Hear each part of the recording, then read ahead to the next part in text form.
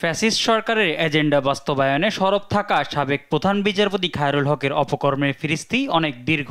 দেশের ইতিহাসে এই প্রথম কোনো প্রধান বিচারপতি গ্রেপ্তার হলেন।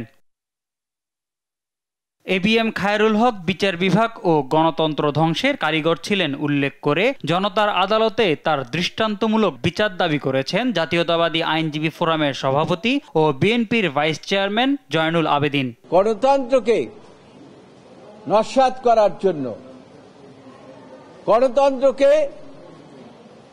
দেশে হুমকির মুখে ফেলে দেওয়ার জন্য, গণতন্ত্র চিরতরে ধ্বংস করার জন্য এখন খায়রুল হকের বিচার কিভাবে হয় সেটা দেখার অপেক্ষায় আমরা আছি। আর দলটির আইন সম্পাদক ব্যারিস্টার কায়সার কামাল বলেন, শেখ হাসিনাকে ফ্যাসিস্ট বানানোর কারিগর ছিলেন খায়রুল হক। ভবিষ্যতে বিচার অঙ্গনে নতুন খায়রুল হকের জন্ম ঠেকাতে তার দৃষ্টান্তমূলক শাস্তি দাবি করেন তিনি। হাসিনাকে ফ্যাসিস্ট করার জন্য, এক নায়ক করার জন্য খায়রুল হক ছিলেন মেইন আর্কিটেক্ট, এবং সেই আর্কিটেক্টের বিচারটা এমন হওয়া উচিত যেন সুপ্রিম কোর্টে নতুন কোন খায়রুল হকের এখন বা ভবিষ্যতে জন্ম না নেয়। খায়রুল হক বিচার বিভাগ ও সংবিধানের সঙ্গে প্রতারণা করেছিলেন বলে মন্তব্য করেছেন সুপ্রিম কোর্ট আইনজীবী সমিতির সভাপতি ব্যারিস্টার মাহবুবউদ্দিন খোকন।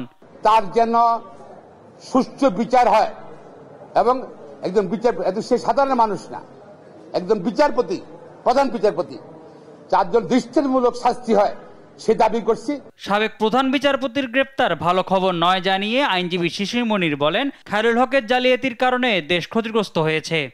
এটাই জাতির জন্য একটা দুঃখজনক সংবাদ। এবিএম খায়রুল হককে আইনের আওতায় আনতে দীর্ঘদিন ধরে দাবি জানিয়ে আসছিলেন এই আইনজীবী নেতারা।